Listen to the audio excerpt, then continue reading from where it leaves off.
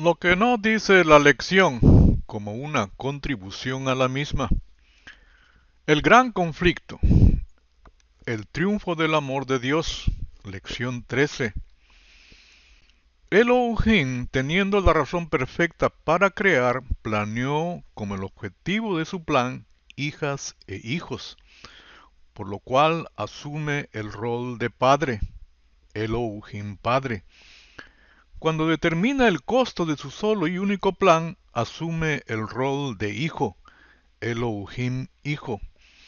Es por eso lo que está escrito en el libro de Juan, porque de tal manera amó Dios, Elohim Padre, al mundo, que ha dado a su Hijo unigénito, Elohim Hijo, para que todo aquel que en él cree no se pierda, mas tenga vida eterna. En otra parte también dice, porque he descendido del cielo no para hacer mi voluntad, sino la voluntad del que me envió. Y esa es la voluntad del Padre, el que me envió, que de todo lo que me diere no pierda yo nada, sino que lo resucite en el día postrero. Y esta es la voluntad del que me ha enviado, que todo aquel que ve al Hijo y cree en él, tenga vida eterna, y yo le resucitaré en el día postrero. ¿Cuál es la voluntad del Padre? Que sea restaurada en nosotros lo que perdimos en la caída, que tengamos vida eterna aquí y ahora, para ser resucitados en el día postrero, es decir, ser llevados. La fe no es ciega, es basada en una promesa, es decir, ¿en quién hace la promesa? El pueblo de Israel salió de Egipto con una promesa, la tierra que fluye leche y miel. Tardaron meses en decidir salirse, pero Moisés y Aarón se la presentaron de tal forma que la vieron desde lejos.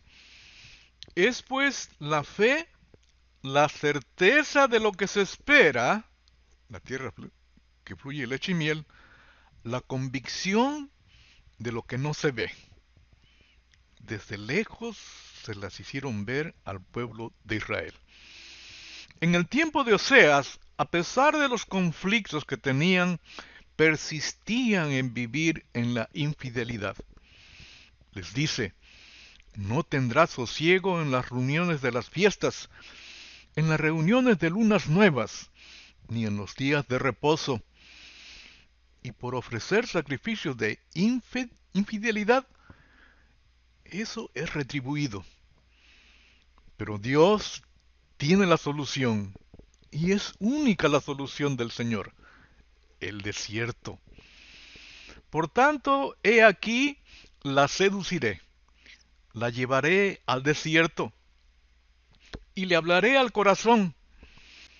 Le daré sus viñas desde allí, desde lejos, y el valle de Acor por puerta de esperanza, y allí cantará como en los días de su juventud, como en el día en que subió de la tierra de Egipto.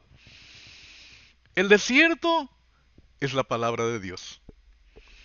Del cuidado de sus hijas e hijos, una constitución para aprender a obedecer y confiar en el dador de esa constitución, para luego, como dice en Santiago, hermanos míos, tened por sumo gozo cuando os halléis en diversas pruebas. Todas estas diversas pruebas buscan separarnos de Dios, que desconfiemos del Señor, el Señor de la promesa, sabiendo que la prueba de vuestra fe engendra paciencia. Pero si persistimos en confiar en el Señor de la promesa, va a engendrar paciencia. Pero esta persistencia es porque confiamos en Él, pero también esencialmente porque lo conocemos a Él y Él nos conoce a nosotros. Mas tenga la paciencia su obra completa, para que seáis perfectos y cabales, sin que os falte cosa alguna. Las pruebas están diseñadas para no sucumbir. Lo único que requieren es que conozcamos a Dios como Padre y Él nos reconozca como sus hijos. Solamente así enfrentaremos al mundo con sumo gozo. Dice también Pablo en relación a la seguridad en Cristo para ser llevados, es decir, en su sangre, que es el fundamento de nuestra salvación. ¿Quién acusará a los escogidos de Dios? Dios es el que justifica. Elohim. Elohim Padre. ¿Quién es el que condenará? Cristo es el que murió, mas aún el que también resucitó, el que además está a la diestra de Dios, el que también intercede por nosotros. Estas son las razones para confiar en Dios.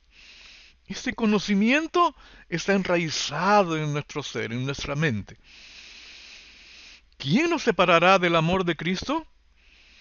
¿Tribulación? ¿O angustia? ¿O persecución? ¿O hambre? ¿O desnudez? ¿O peligro o espada? Estas son las diversas pruebas que habla Santiago que debemos de enfrentarlas con gozo. Como está escrito, por causa de ti somos muertos todo el tiempo, somos contados como ovejas de matadero. Dice el Señor Jesucristo a sus discípulos, mirad que yo os envío como ovejas en medio de lobos. Y al verse estas diversas pruebas, dice, antes, en todas estas cosas, el de vencer, somos más que vencedores por medio de aquel que nos amó. Nosotros nos gloriamos al vencerlas, pero Pablo dice que al hacerlo, al vencerlas, somos más que vencedores. Es decir, en nuestra mente ha sucedido un cambio de vencedor a ser más que vencedor. Y dice, por lo cual, siendo más que vencedor, estoy seguro de que ni la muerte ni la vida, ni ángeles, ni principados, ni potestades, ni lo presente ni lo porvenir, ni lo alto ni lo profundo, ni ninguna otra cosa creada, nos podrá separar del amor de Dios, que es en Cristo Jesús, Señor nuestro.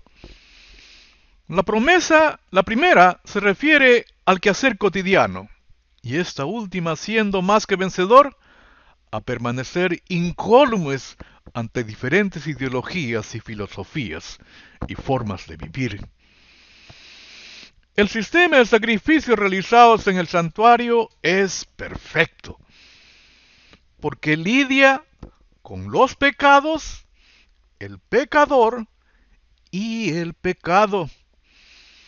Dios reforma su sistema de sacrificios con un solo y único sacrificio, Cristo Jesús, que mediante su sangre lidia con los pecados, perdonándolos, con el pecador, esos pecados, expiándolos. Y el pecado, dice, cuando hubiera acabado de expiar el santuario y el tabernáculo de reunión y el altar, hará traer el macho cabrío vivo. Y pondrá a Aarón sus dos manos sobre la cabeza del macho cabrío vivo, y confesará sobre él todas las iniquidades de los hijos de Israel, todas sus rebeliones y todos sus pecados, poniéndolos así sobre la cabeza del macho cabrío. Y lo enviará al desierto por mano de un hombre destinado para esto. Y aquel macho cabrío llevará sobre sí todas las iniquidades de ellos a tierra inhabitada, y dejará ir al macho cabrío por el desierto. Dios es absolutamente inmutable en su esencia y atributos. Él no puede aumentar ni disminuir. Él no está sujeto a ningún proceso de desarrollo o de la autoevolución. Su conocimiento y poder nunca pueden ser mayores o menores. Él nunca puede ser más sabio ni más santo, ni más justo ni más misericordioso de lo que siempre ha sido y siempre debe de ser. No es menos inmutable en sus planes y propósitos, infinito en sabiduría. No puede haber error en su concepción. Infinito en el poder. No puede haber fracaso en su realización. Si creemos que se equivocó en alguna manera o damos pie a que entren estas ideas o pensar que vindicamos a Dios, es más, si Dios necesita de algo, deja de ser Dios. Este ser maravilloso es autoexistente, autosuficiente, independiente, que no tiene necesidad de nada ni de nadie. Satanás, desde que fue arrojado, fue sentenciado, y dejarás de ser. Y específicamente a la tierra, que es el lugar de su confinamiento. Según Dios, no hay otro lugar mejor para que este ser sea confinado. Nace Jesucristo y en la cruz se confirma la sentencia a ser eliminado. Los que son partícipes de la segunda resurrección, conjuntamente con Satanás, dejarán de ser. Y los redimidos, los que fueron partícipes de la primera resurrección, y los que recibieron al Señor en su venida, regresarán a cumplir el propósito del solo y único plan de Dios. Dice, y cantaban un nuevo cántico diciendo, digno eres de tomar el libro y de abrir sus sellos, porque tú fuiste inmolado y con tu sangre nos has redimido para Dios de todo linaje y lengua y pueblo y nación. Este nuevo cántico lo crean los redimidos.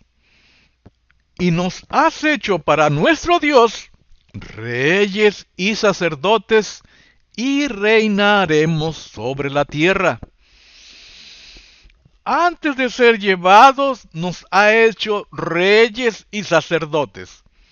Esto es igual a ser bautizados por el Espíritu Santo, Dios en nosotros. Igual a recibir vida eterna para ser resucitados en el día postrero. Solamente así podremos decir, y reinaremos sobre la tierra. Es decir, tengan dominio sobre, y señoread sobre. Hasta aquí nuestra contribución a la lección.